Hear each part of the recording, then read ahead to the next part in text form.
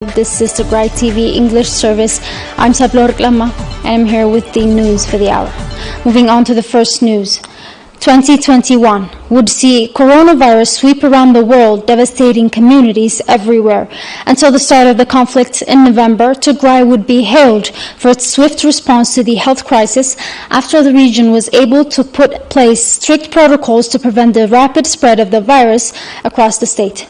But in 2022, the deliberate and systematic destruction of health facilities in Tigray would have a devastating impact on the health system's capacity to respond to, track, or prevent the spread of the virus.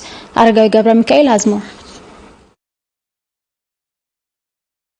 The 9 months long siege and the systematic destruction of health facilities in Tigray by the Ethiopian forces and its allies has devastated the healthcare system in the region. As a result, the prevalence of coronavirus in Mekelle, the capital of Tigray, has increased highly. Dr. Harnet Adana, coordinator of coronavirus prevention at Tigray Bureau of Health, spread of COVID-19 in Mekelle has shown a 40% rise due to lack of medical supplies that stem from the ongoing siege. After the conflict, more than 3,600 people were tested positive for coronavirus only in Mekelle. So far, 32 patients have died, and this is only in Mekelle. We couldn't cover other parts of the region as we have run out of basic supplies like fuel due to the siege.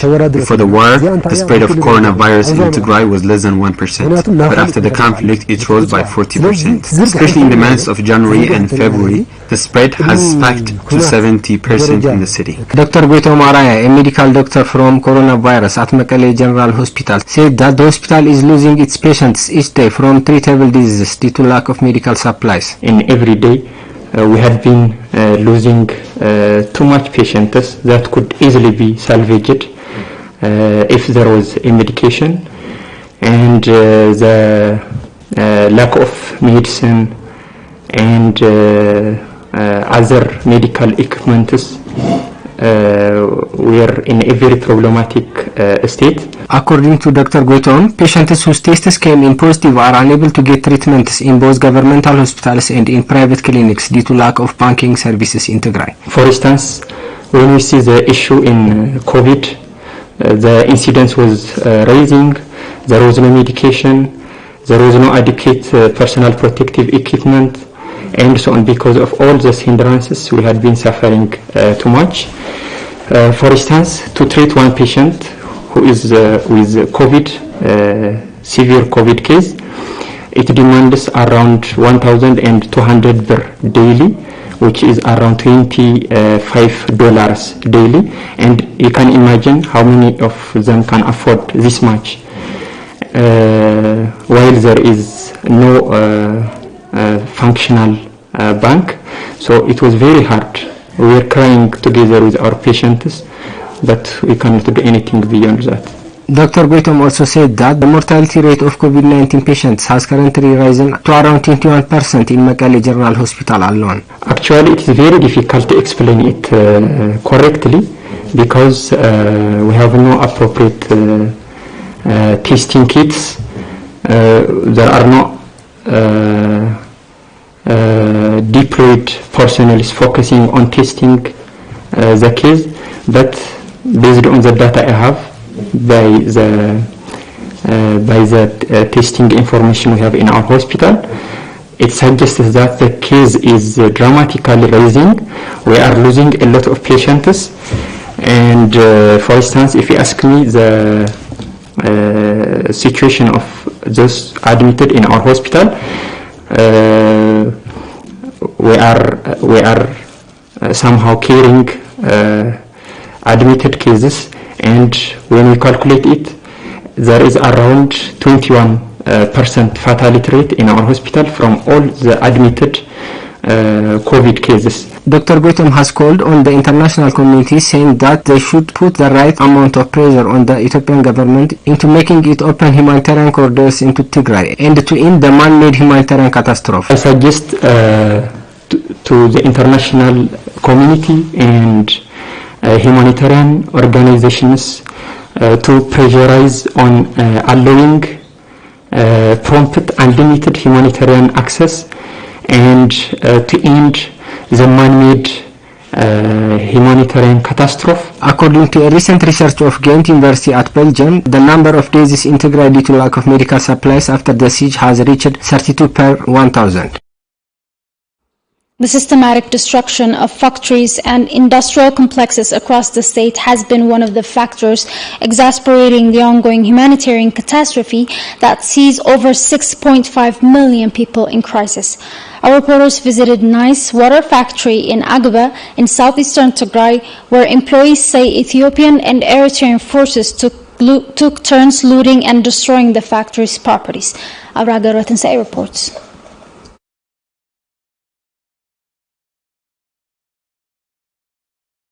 Nice Natural Spring Water Factory is based in Agbe in southeastern Tigray. The factory is owned by war veterans and had created an employment opportunity for over 100 individuals. That's until the start of the conflict in November of 2020, when soldiers from Ethiopia's National Defense Forces looted and destroyed the factory's equipments. Mehreta Gomai, manager at the factory, says the factory's profit went to Tigray War Veterans Association to support veterans and their family members. طبعا مجمرة والسمعة صريحنا إثيوبيا سراويت مالتي أو ورحي حدار. First come the Eritrean troops who looted the factory at a military camp for a long time. But it was the Eritrean troops who looted the machinery in February of 2020. They took spare parts of motor compressor, circuit boards, control board, bulbs and timers. They damaged and ruined what they couldn't take. They took motor pumps, the heart of water factory. Gavrakilan Gavramedhan, operator at the factory and head of quality control at the factory, Nigsti Abraha, says the factory has been devastated and it no longer functions. It makes me feel so sad to see this. The invading forces destroyed all these plastic bottles. They ruined everything. They didn't even spare our lockers. They broke all the lockers with bullets and knives. I think they thought we had put our money there. They destroyed everything. You can see, they have destroyed almost everything in the factory. They drove over the plastic bottles and ruined everything. And you have to understand that we had cleaned much of the factory during the rainy season.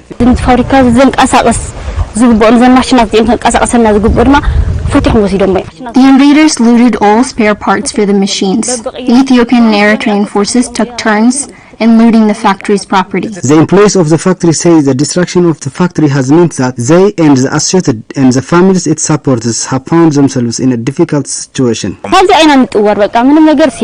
This was my only source of income, and now I have nothing because enemy troops have destroyed everything. We're able to feed our children, support our parents, and other that needed support with income we received from this factory, but now we have nothing.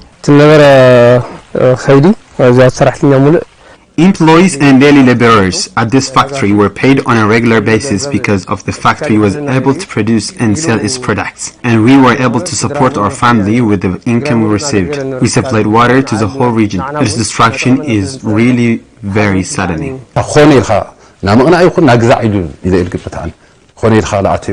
The destruction of this factory was deliberate on the side of the invaders. This factory belongs to wounded patriots who participated in the 17-year armed struggle to realize a democratic country that refused to be economically dependent. It was built because the veterans wanted to be self-reliant and contribute to their community. The systematic destruction of factories across the state has further exacerbated the humanitarian catastrophe in Tigray that has seen over 6.5 million people in dire need of humanitarian assistance.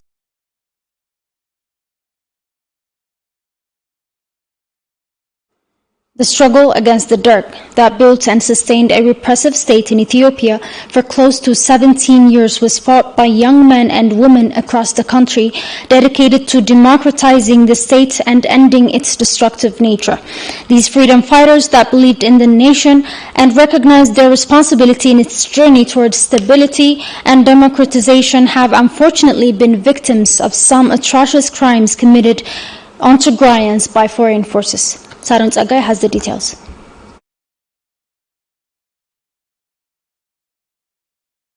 The rule of the communist junta in Ethiopia from 1974 to 1991 would be marked by the incredible devastation it brought to Ethiopians everywhere that were killed, tortured, and tormented by the repressive regime. The liberation of Ethiopia and Eritrea from this repressive regime would come as a result of the compound effort of young men and women across Ethiopia that stood up to the repressive state. Hadgu Abebe is one of such veterans. Despite his dedicated service to his country, he would not escape the gruesome violence committed on civilian Tigrayans by the invading forces. In May of last year, after he was displaced to Shira from his home village Aurora in western Tigray, Eritrean forces would arbitrarily detain and torture him for days.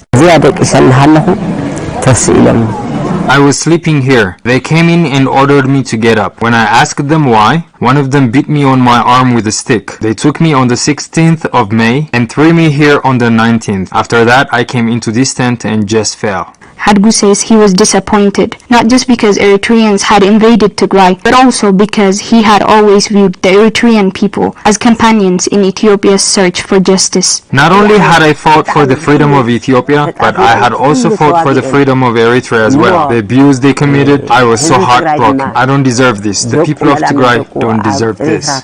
Another victim of the atrocity is Gabru Gabragzabher, who had lost his left leg in the Red Star campaign, or the Qayih Kohob Zamecha, while fighting alongside Eritreans to destroy the communist junta in 1982. The invading Eritrean troops came to his hometown of Adidaro and abducted him on February 11th of 2021. His wife, Ababa Aradom, remembers the incident as follows. I was making coffee right here. First came the three of them. We were so scared. We then tried to go out, and so there were almost 50 of them encircling our house. They came in and searched everywhere. They threatened me and my kids, asking where Gabru was. We were so scared, so we couldn't say a thing. Right after they found Gabru, the troops took him along with others to Adinabri. They executed him at Mount Ndayesus at 10 p.m. at night. His son, Abraham Gabru, was the one who found and identified his body.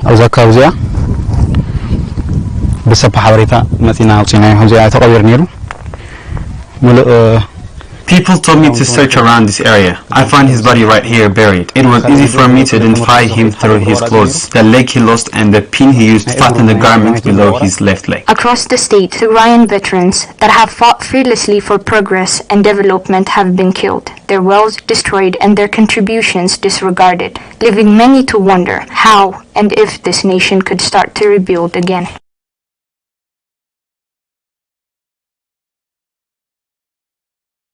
The start of the conflict in November of 2020, the Ethiopian government discontinued Tigray's annual budget, banking services and telecommunication, bringing Tigray's economy to a complete standstill and leaving very few options for residents of the state to cope with humanitarian catastrophe to come.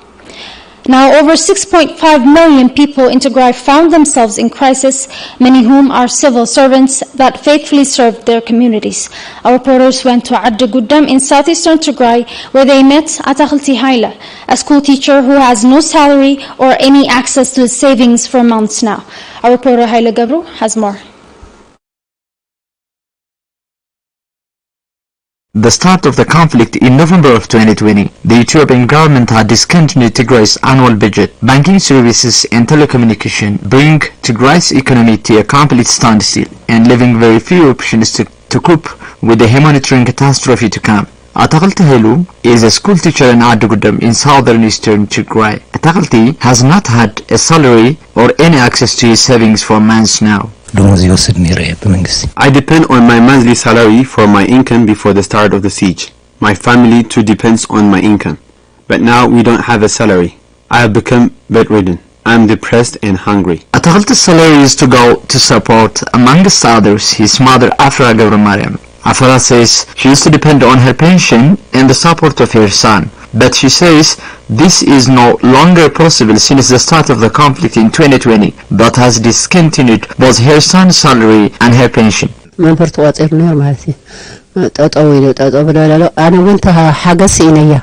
stopped living. He doesn't have a salary, and that's stressing him further. There's nothing I can do or any place I can go. If he leaves home even for minutes, I feel some sense of hope. Life has become too difficult. The mother and son, despite having served their communities for decades, find themselves in a desperate situation. I plead with anyone that can help to please do. Me and my mother might starve to death if someone is not able to support us. We are in a desperate situation. Life is endurable now. A 9-month-long siege on the region that has included both a blockade on all humanitarian aid and medical supplies has meant that very little hope of help coming anytime soon. Meanwhile, Tigrayans continue to hope that the world is coming.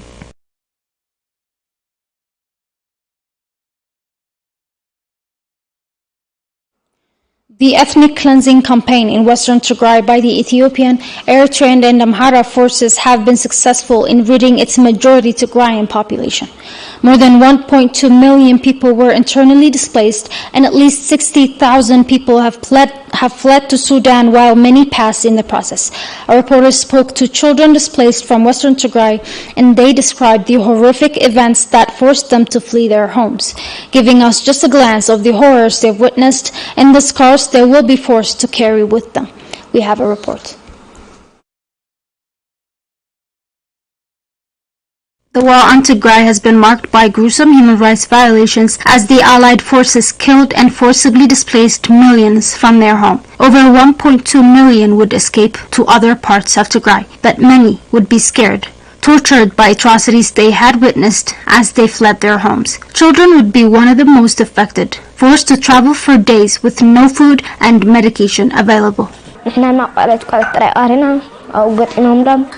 It was just us, the children, that were left at the house. We ran to save our lives. We saw them taking the cattle and the donkey. We decided that we would need to leave our homes or they were going to kill us, so we came here. They killed every Tigrayan in that area. They even said don't bury them, especially the Eritrean forces. They didn't allow anyone to bury the dead. They took all our cattle and everything else we owned. They even took women's clothes. They executed my father along with many others on the street. They just shoot at people. We found so many dead there. They keep people, and if they find you selling something, they snatch it from you. They also beat people and say, these Tigrayans. The children said death and destruction would become the norm as these children attempted to leave their homes in search of food and security. Many people died around Takaza River. There were also many that died from hunger and disease. We witnessed people being killed and saw many corpses on the streets and buried when we were coming here. Then we had to walk through the wilderness because we were scared. We saw many people killed and dumped into Takaza. We walked through several battlefields to get here. We saw horrific atrocity. But even after these children were to escape from Amhara forces and the Fano, they would be met with similar troubles in IDP camps that had no means to care for them.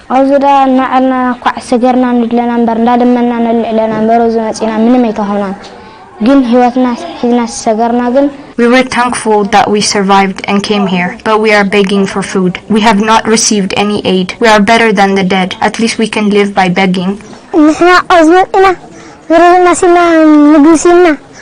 After we came here, we found no one to help us. We are just begging until someone helps us. There is no food for us. I used to eat at least 3 times a day back home. The reality of children IDP living in camps across Tigray has been a devastating one, as an almost 9-month-long siege on Tigray made it impossible for aid organizations or governments to provide these IDPs with the support they need.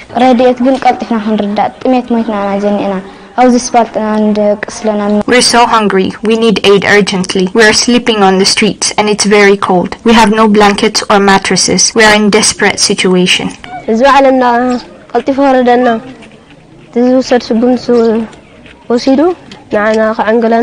want people of the world to help us now and do what it takes to save our lives. We also want to return home. More than 80,000 of the population in Tigray is in an urgent need of food assistance, while more than 1 million people remain in famine as the siege keeps to tighten.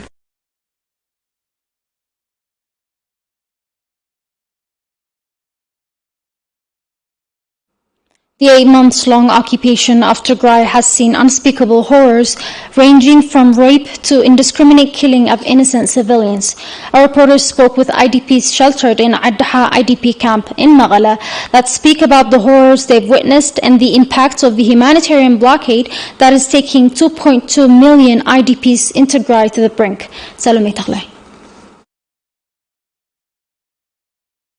The ongoing war on Tigray has seen the arbitrary and mass killing of thousands of innocent civilians, the use of sexual violence as a weapon of war, and displacement of millions of Tigrayans. Hailu Weldu comes from a family of farmers. Him and his family depended on a small farmland near Humera, western Tigray. When the war broke out in November of 2020, indiscriminate shelling would bombard the small village where him and his family lived, forcing them all to flee to Magala, where they are sheltered in an IDP camp in Addaha.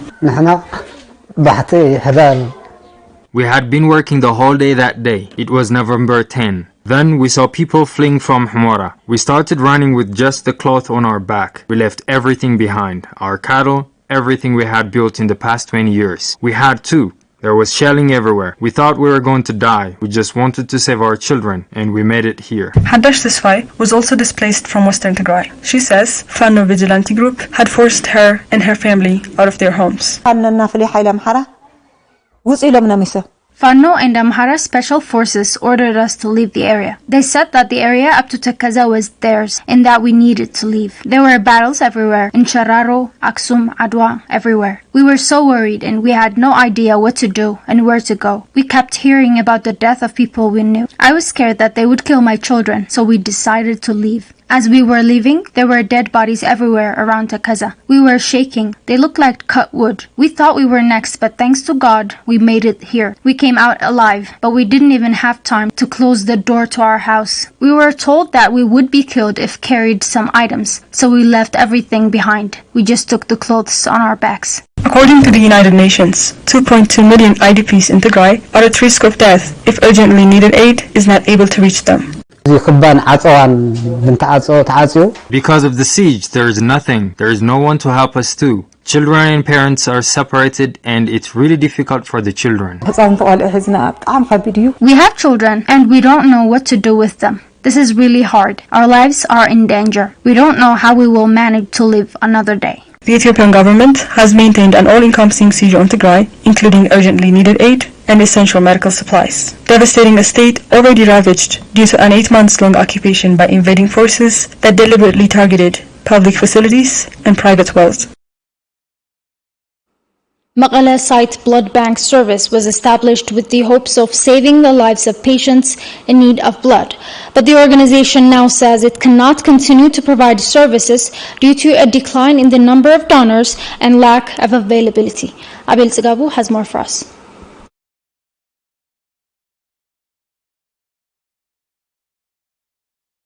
Magala Site Blood Bank Service was established hoping to save the lives of patients suffering from blood loss and other types of diagnoses that require blood donations. The site that has efficiently been giving blood bank services to patients in the city for years has now become inactive since the number of donors declined greatly and the shortage of fuel in the region has made it impossible to provide portable services. Samson Imane, head for Magala Site Blood Bank Services, says that the site has underachieved all its objectives because of the conflict in Tigray and the siege that has been imposed for the last 9 months.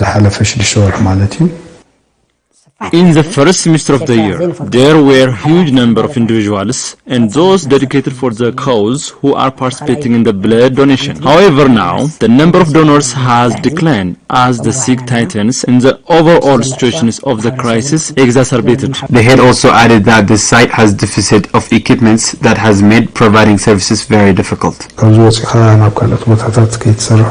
We have thought of completing blood from donors outside of Magala. However, there is a shortage of fuel. Only one of our vehicles is currently functional and at a service. We are just trying to continue giving services regardless of all those problems. Because we know there is a lot of patients suffering from chronic illness who are expecting from us.